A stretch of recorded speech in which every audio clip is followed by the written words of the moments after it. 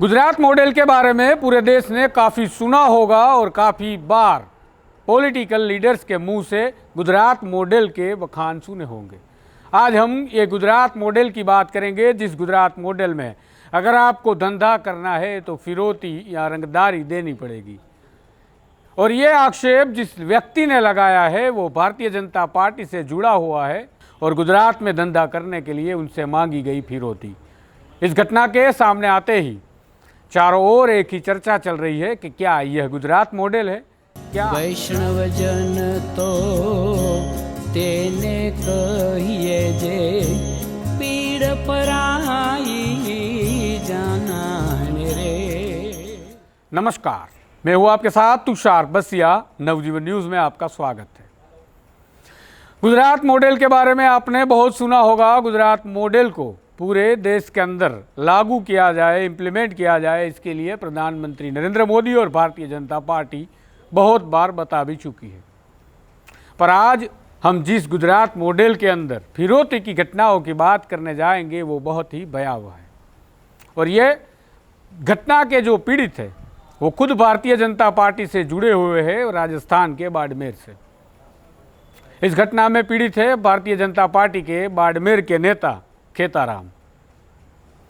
हमें इस घटना के बारे में जब सूचना मिली तब हम खेताराम जी से मिलने के लिए अहमदाबाद की जायडस हॉस्पिटल में गए, क्योंकि खेताराम जी इतने गंभीर रूप से घायल है कि वो अस्पताल में भर्ती है। घटना कुछ इस प्रकार से शुरू हुई कि राजस्थान के बाड़मेर से व्यवसाय करने गुजरात के धोलेरा में आए हुए खेताराम की पिटाई कर दी गई, क्योंकि उन्होंने फिरौती देने से इनकार कर दिया। खेताराम जी कुछ महीनों से गुजरात के धोलेरा में, और जिस धोलेरा के बारे में पूरे विश्व को प्रधानमंत्री नरेंद्र मोदी बता रहे हैं, और उनका ये ड्रीम प्रोजेक्ट है, और ड्रीम प्रोजेक्ट में जो रास्ता बनने का काम है वो रास्ता बनाने के काम में खेताराम जी लगे हुए थे। खेताराम जी जिस जगह पे काम कर रहे थे उस जगह का नाम है कामा तड़ाव। ये गुजराती नाम है कामा तालाब की तरह। और कामा तड़ाव एरिया में जब वो काम कर रहे थे, उनका काम था मिट्टी की ढुलाई करना जो तालाब से निकल रही थी और रास्ते के काम में लग रही थी। उनकी कंपनी के मशीन और उनकी कंपनी के कुछ ट्रक इस काम में लगे हुए थे। इसकी वजह से वहाँ के जो गांव वाले लोग थे वो उनसे कुछ रंगदारी वसूल करने के लिए तैयार हुए थे। यह रंगदारी वसूली कौन करने के लिए आए थे, इसके लिए हमने FIR पढ़ी तो नाम कुछ सामने आए जिनको FIR में आरोपी बताया गया है। पहला नाम है लक्ष्मण गोहेल, शक्ति सिंह चुड़ासमा, हितेश बारैया, रणजीत बारैया, प्रताप बारैया, किरीट बारैया, बाबू चुड़ासमा, विक्रम बारैया, जयंती बारैया, नीलेश बारैया, अजय बारैया, निकुल उर्फ मित्तल बारैया, बिजल बारैया, मेरू बारैया और पांचा नाम का एक आदमी। यह जो आरोपी है उन्होंने ये खेताराम ने जब पैसा नहीं दिया तो उनको मिलने के लिए बुलाया। बाद में उनके साथ पिटाई की, गाली गलौज की। जब गाली गलौज की शुरुआत हुई तब खेताराम ने वहाँ के स्थानीय जो विधायक ही उनको फ़ोन भी किया और बताया कि सर यहाँ पे तुरंत ही पुलिस भेजिए, क्योंकि अगर पुलिस नहीं आई तो यहाँ मेरी जान जा सकती है। ये हमें खेताराम जी ने बताया। खेताराम जी ने हमें ये भी बताया कि थाने में थाना इंचार्ज से लेकर के हेड कांस्टेबल तक के लोगों को मैंने फ़ोन किया और बताया कि आप जल्दी पुलिस भेजिए, नहीं तो यहाँ लाशों का ढेर हो जाएगा। इतने लोग इकट्ठा हुए हैं, मेरी जान को खतरा है और मेरे साथ जो लोग हैं उनको भी खतरा है। पुलिस नहीं आई और ये तमाशा चलता रहा और फिर पिटाई तक पहुँचा। और ये जो दृश्य आप देख रहे हैं उसमें खेताराम जी घायल हुए, उनकी गाड़ियाँ जलाई गई, उनकी 4 व्हीलर कार जलाई गई, उनके डंपर जलाए गए, उनके मशीन जो हिटाची मशीन थी वो सब जला दिया गया, उनका कैंप जो था वो कैंप तबाह कर दिया गया। खेताराम जी बता रहे हैं कि उनको 2 करोड़ रुपए की नुकसानी गई इस चक्कर में। खेताराम जी ने हमें एक व्यक्ति का नाम भी बताया कि जो उनको लगता है कि ये पूरे मामले के पीछे है, वो बड़ा लीडर है। इसके लिए उन्होंने पूरा नाम बताने से परहेज बताया, पर उन्होंने यह तो बताया कि वो आदमी किस पार्टी से जुड़ा हुआ है।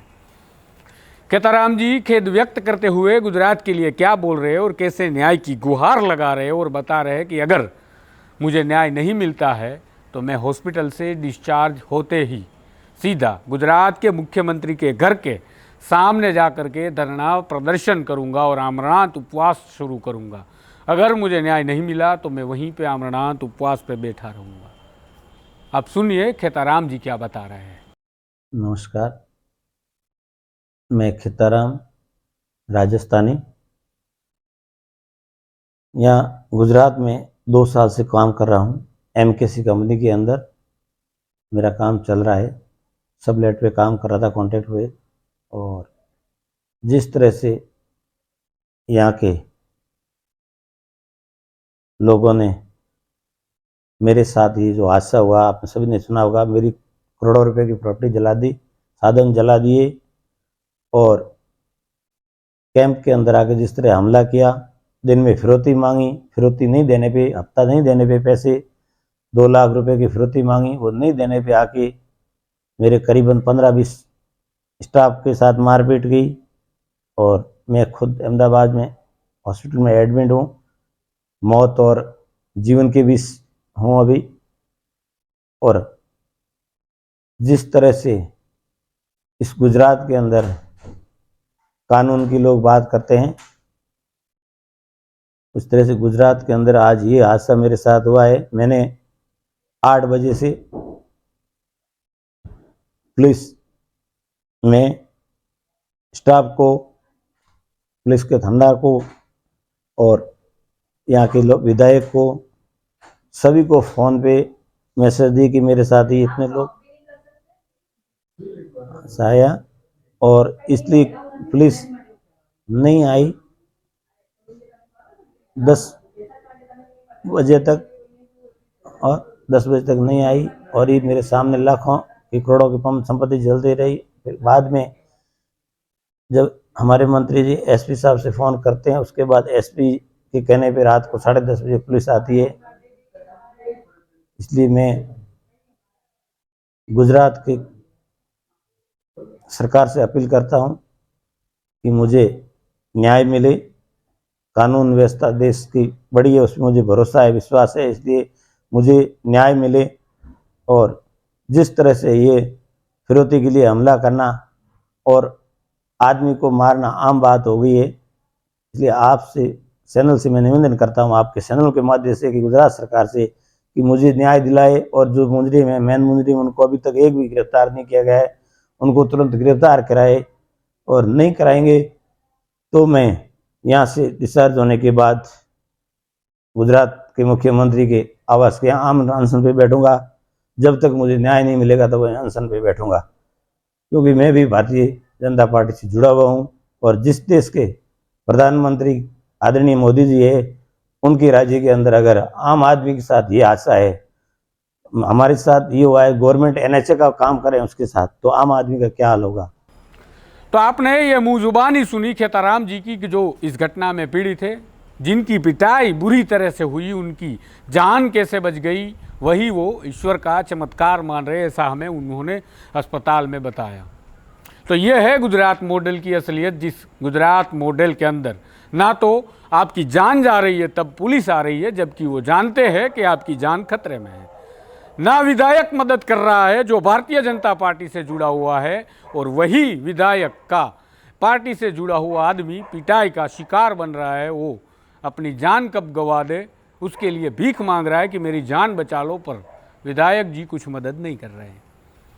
ना पुलिस ने मदद की, ना भारतीय जनता पार्टी के विधायक ने मदद की, जबकि ये खेताराम खुद भारतीय जनता पार्टी से जुड़े हुए नेता है। खेताराम खेद व्यक्त करते हुए मैं बता रहे थे कि अगर हम सरकारी काम करने के लिए गुजरात में आते हैं और हम जब भारतीय जनता पार्टी से जुड़े हुए हैं, विधायक जी से पहचान रखते हैं, पुलिस से पहचान रखते हैं, फिर भी हमें जब जान पे बनाई तब बचाने के लिए कोई नहीं आया, तो जब कोई देश का नागरिक यहाँ पे काम कर रहा होगा तो उनके साथ तो ये लोग क्या कर रहे होंगे। आरोप है खेताराम जी का कि इन आरोपियों ने मिलके उनसे फिरौती की डिमांड की, ₹2 लाख उनसे मांगे गए। उन्होंने जब मना कर दिया तब ये गुजरात मॉडल के गुंडों ने उनकी पिटाई कर दी, उनकी जान लेने की कोशिश की और उनकी जान बाल बाल बची। और जब जाके ये मामला सामने आ रहा है, बाकी आपके पास ये मामला भी नहीं पहुंचता, इनको भी शायद ये जला देते, ऐसा खेताराम जी का मानना है। इस प्रकार की घटनाएं, इस प्रकार के समाचार दुखद है, क्योंकि गुजरात में आने वाले व्यापारी, गुजरात में आने वाले बिजनेसमैन यहाँ पे कानून व्यवस्था और यहाँ पे गुजरात सरकार का समर्थन चाहते हैं, क्योंकि उनको यहाँ सेफ्टी चाहिए जो उनको नहीं मिल रही है। हमसे जुड़े रहिए, इस प्रकार के समाचार हम आपके समक्ष रखते रहेंगे। इसके लिए आप इस चैनल को लाइक और सब्सक्राइब कर लीजिए, और अगर आपको ये न्यूज़ पसंद आ रहे हो तो आप शेयर भी कर सकते हैं। नमस्कार। वैष्णवजन तो તેને કહીએ જે